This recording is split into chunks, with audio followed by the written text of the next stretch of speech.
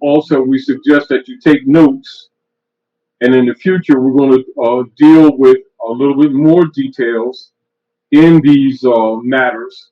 And also, one of the things that I want to emphasize to you is the misconception that people have of separating the political atmosphere of North America, Central and South America of the continent, of the Maghreb, that's Morocco, the most extreme west, the North Gate, the central part where the old Mexican rulership has its root, and also with Iberia, which you know as Europe, and also the connections of the politics to us here that has come down to this present time that has caused much confusion. So while we can't go through all of it, we'll give you notes and some things for you to research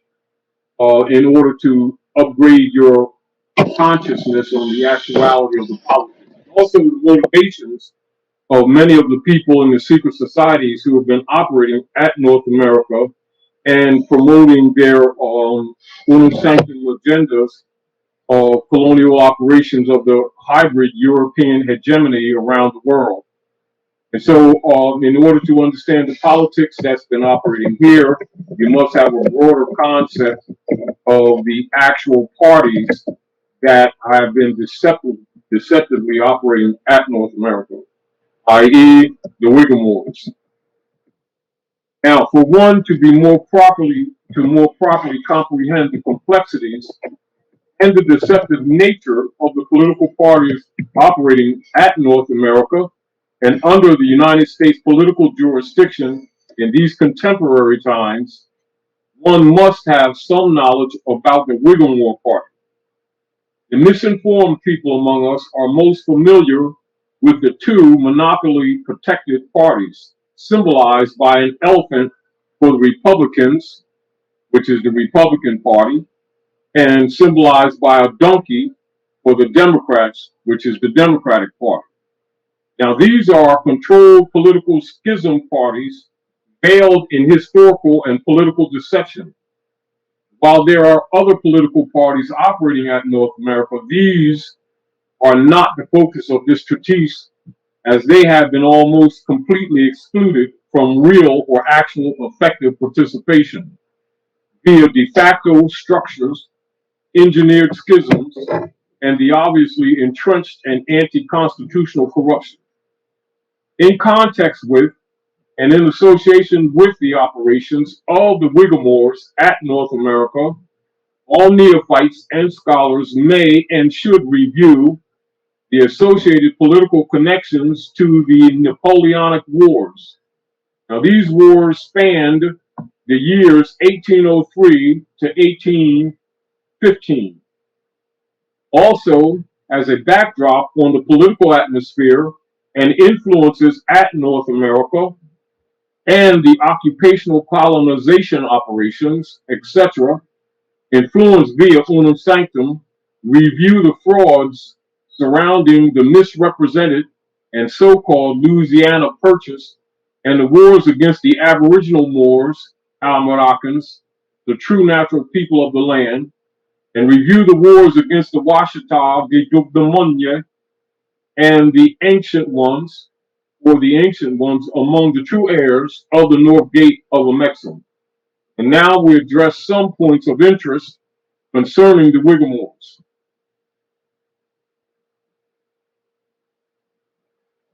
On the 4th day of December of 1839, the Whigs held their national convention for selecting their candidate for president.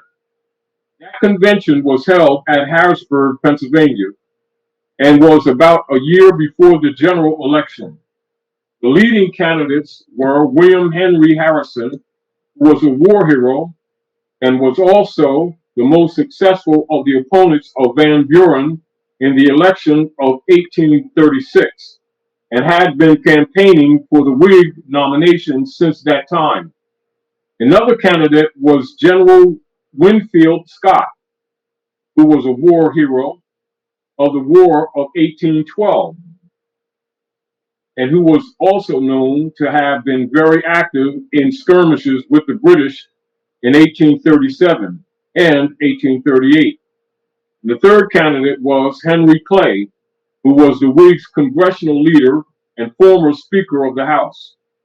Important notation: to place the political and social reconstruction oriented acts and concepts into proper perspective, one must be aware that the practice of calling hybrid Europeans of the Paleolithic stock, quote unquote, white people, originated with the Whigmore Party and their social political activities.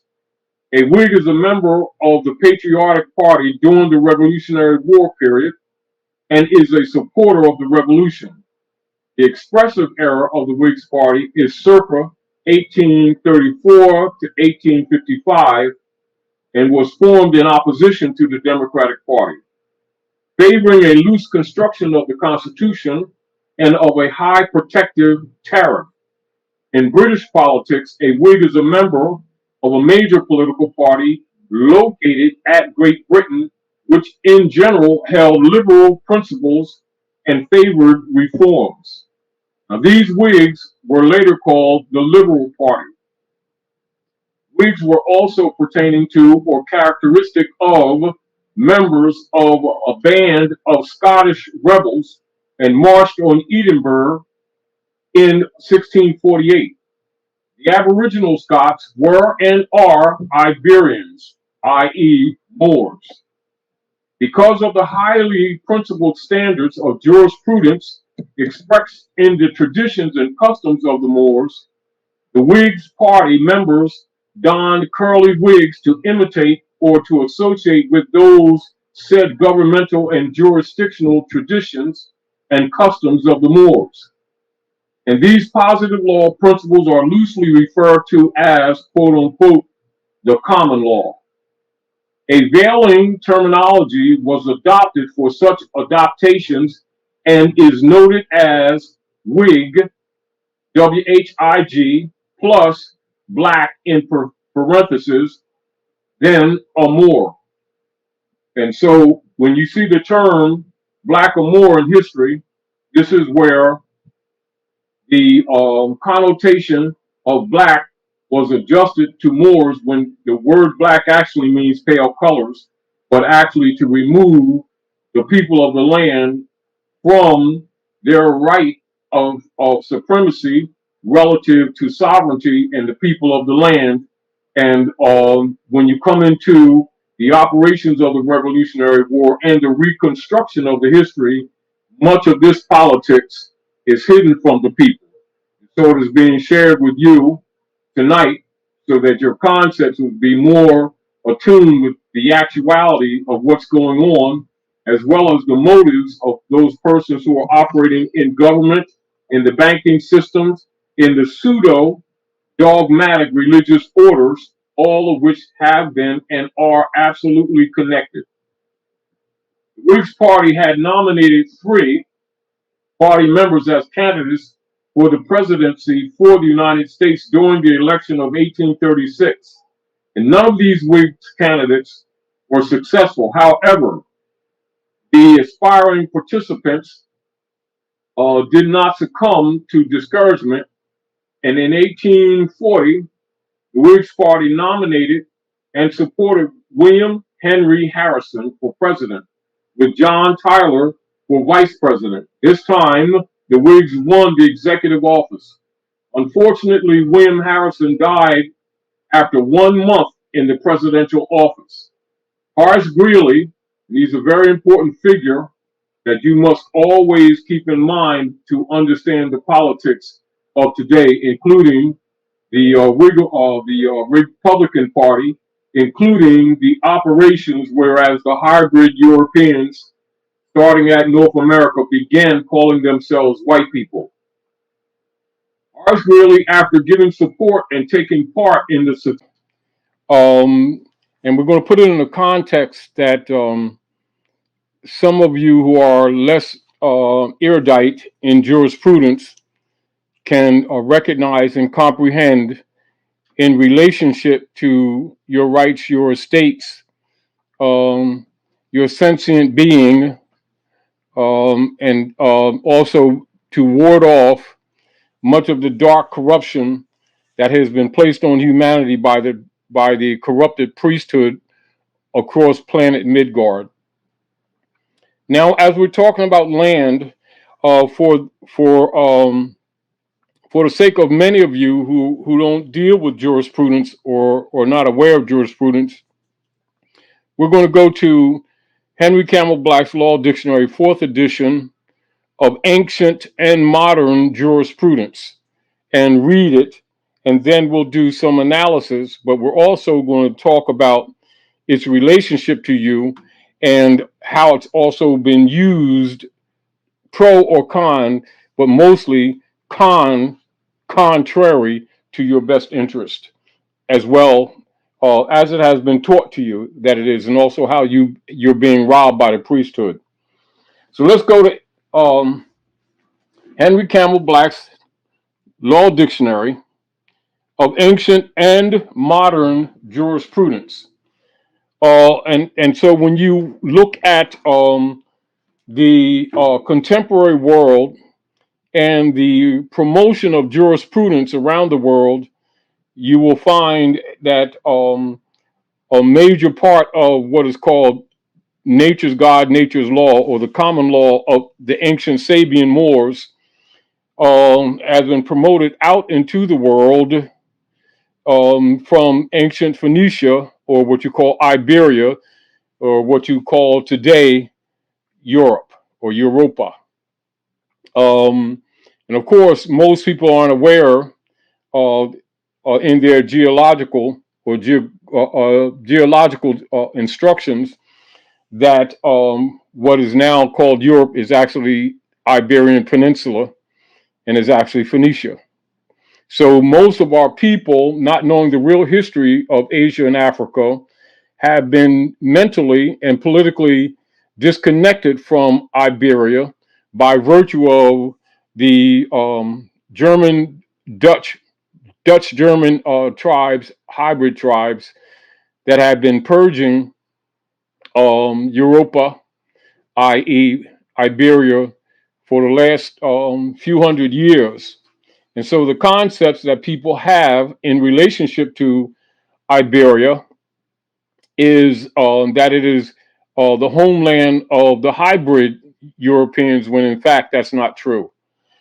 However, when you hear the statement that anthropologists speak of and historians and sociologists speak of when they refer to the practice of the German Dutch hybrid Europeans who have been falsely called in modern times as white people, understand that white is a status, it has nothing to do with complexion. Their concepts are that that's the home of the hybrid Europeans, not knowing that that's the homes of the Moors, Dubs, Picts, etc. All of these are Berber people within the Berber linguistic group, i.e., commonly known as Canaanites and Moors, etc. So, and universally known as Moors. And so the jurisprudence that we're speaking of actually has root in ancient African culture of balanced justice. So we're going to read from Black's Law Dictionary, 4th edition of Ancient and Modern Jurisprudence, to give concepts, clarity concepts to those who are not aware of jurisprudence. Land. Land, in the most general sense, land comprehends any ground, any soil, or any earth whatsoever, as fields, as meadows, as pastures, as woods, as moors, as waters, as marshes, as furzes, and as heath. Land, in its more limited sense, land denotes the quantity, and the character of the interest or estate which the tenant may own in land. And land may include any estate or interest in lands. It may be legal or equitable, and you also may reference easements or incorporeal hereditaments. So incorporeal hereditaments also deal with abstracts. So you can see the concepts that people have of land as they have been taught in general has been actually limited and heavily reduced. Of course, that has its political purpose. So technically, land signifies everything which may be holden, and the term is defined as comprehending all things of a permanent and substantial nature, and even of an unsubstantial, provided they be permanent. Now, originally, the term land is used as descriptive of the subject of ownership and not the ownership. The subject of ownership and not the ownership itself. Land includes not only the soil of earth or earth, but also things of a permanent nature, affixed thereto, or found therein, whether by nature, whether as water, trees, grass, herbage, other natural and perennial products, growing crops or trees, minerals under the surface, or by the hand of man, as buildings, fixtures, fences, hedges, bridges, as well as works constructed for use of water, such as dikes, canals, etc. So you can see when you're talking about land, you're also talking about incorporeal things. So you're also talking about traditions and customs of a people who have been established on land, and hereditaments, corporal and incorporeal. So that means inherited things also. So that means the abstract and the concrete. And as you all understand, land, as taught to the masses in general, under the auspices of colonial operations under the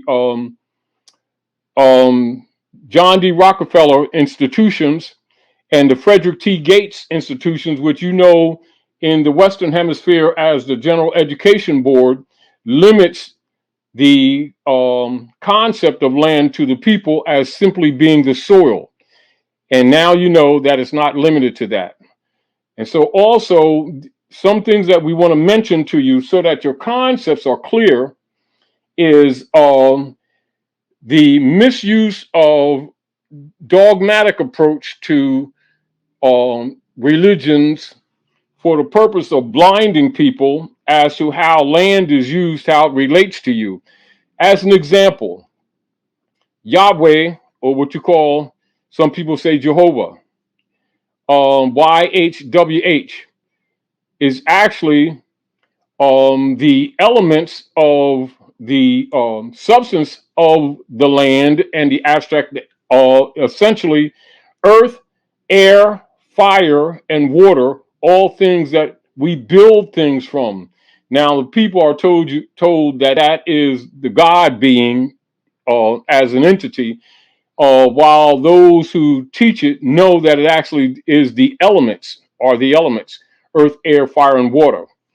Now, and when they mention Allah, they usually think the same way they look at Yahweh or Jehovah as the creator being, when actually Allah is actually the stargate or the gate of the womb or woman herself that brings life to the planet. And therefore, in the reality, the purity of woman and the principle of the divine womb is the only gateway by the physicality by which the physicality of man manifests on this earth. So therefore, whatever the state of mind of woman, whatever the condition that woman or the womb is in, has much to do with the product that she produces, or what, or and how what she brings to the gates of heaven, to the earth, what they are, how they manifest, part of what the destiny of the being or the manifest is. And thus, whatever is born of woman has, in many ways, you might say, must submit to the will of Allah, because she is the creator of the physical form. And so when the priesthood usually teaches about Yahweh and Allah, they will teach the masses that these are different gods, yet the same God type thing, when actually all of these are aspects of the creative forces, etc., and not, and more in the transitive compartment of linguistic communication than actually the concept of the physical God's concepts that are taught to the masses for control purposes. And this is again why the priesthood will teach these different aspects of life and forms of life and that which makes up life in the both the abstract, or what people call the ethereal world, and some refer to it as the spiritual world, and then the three-dimensional physical world, etc. And all of it has relationship, but absolutely less so in the concepts that have been taught to the masses. And the masses, for the most part, are not aware that the priesthood, for the most part, is dirty, and that they have actually put the world in darkness for their own personal means. It's another reason why we're talking about land. And then you must also look at sea. So the sea, or the water, when you're looking at the cosmology of prophetic projection, or what you would call astrological calculation and projection, whether you're turning the clock forward or turning the clock back, and dealing with the geometry of the compass and the square, which is commonly referred to by people as the carpenter's tools that they talk to you about in the Septuaginta and the Bible, as Jesus being a carpenter. Of course, Jesus, anthropomorphic, is the man or the expression in the physical form, but in the cosmological nature, it is actually the Son of God, actually in the heavens, etc. And of course, the transits of the sun, and of course, the geometric calculations and positionings, or what you call the calculations of the position of the sun, the cycle placement of the sun in relationship to the cycle placement of the moon and the earth, and our calculations of cause and effect. And this is what makes up the ephemeris that is at the basis of, or used mathematically to both do what you call charting. The wise men who have always followed the stars, etc., how they do projections, how they do prophecy mathematically according to the heavens, and also how they project or plan government operations, government structure, etc. And of course, while simplistic in its nature, in fact, it is often told to the people, or presented to the people, as something complex or super abstract. And so they just give some of that knowledge to the people in the anthropomorphic formats that they project in dogmatic religion. As most of you know, even when they're talking about the seven sisters, etc., or Santa Claus's sleigh, you're simply talking about the lead star, which is, or they're making reference to the lead star, Sirius, often referred to as the dog star, and also Rudolph the reindeer's nose, etc. That's for children, but actually they're talking about Sirius, the dog star. And of course, that has much to do with cosmological culture on Earth. And this is also used as a guide, also for navigation and operations on Midgard, etc. and also for traveling even when you're on the waters. Now, in reference to waters, with the dark priesthood using or misusing or misrepresenting Asiatic African culture and cosmology, Gnostic philosophies that actually is the foundation of the world's religions, for the sake of them continuing their corruption and power or on Midgard Earth. And this is where you will see where the Bible references the priesthood as claiming to be God, sitting themselves on the throne of God, claiming to be God, etc. And most of their activities are constructed around that political philosophy for ruling and abusing humanity. And then from an anthropomorphic perspective, as Abdul makes its way in the cycle of the cosmos with the entering of the Aquarian cycle, or the Aquarian constellation. Therefore, you have what they call Jesus or justice comes again to bring justice. And so, from a philosophical point of view, for teaching, they will say Jesus means justice. Even though we know that there's no J in ancient Urdu or Berber linguistics, etc. You would say Yah, or the J would not exist until operative in linguistic form in the 1500s, lightly, and then more defined in the 1700s, etc.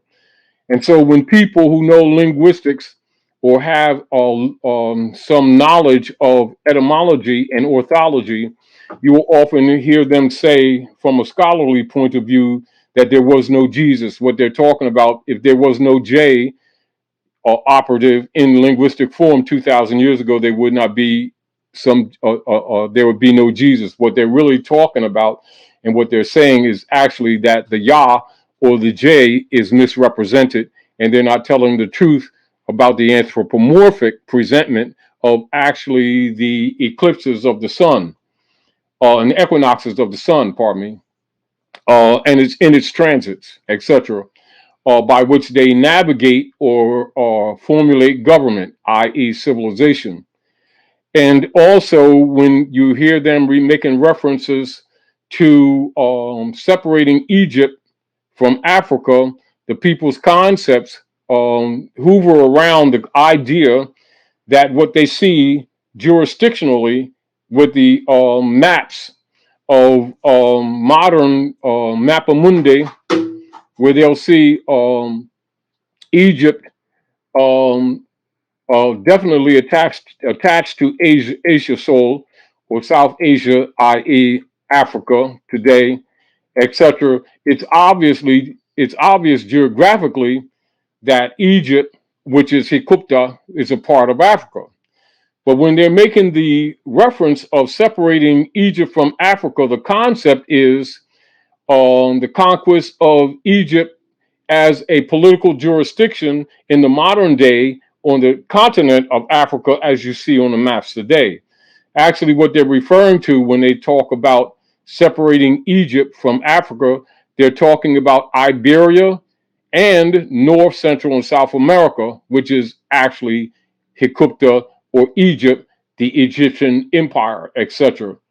And so people's minds usually go to just the pyramids or juntas, or that you see in books or in stories, etc., on the continent of Africa as it is geographically spoken of today, and it never dawns on them that the series of pyramids exist all over the world, and in numbers, and in fact, you have more pyramids actually on the American continent than probably most of the Africa's on the other side. But people, when they're often looking at the geography, their concept does not ride with the fact that North, Central, South America, and the islands is still Egypt.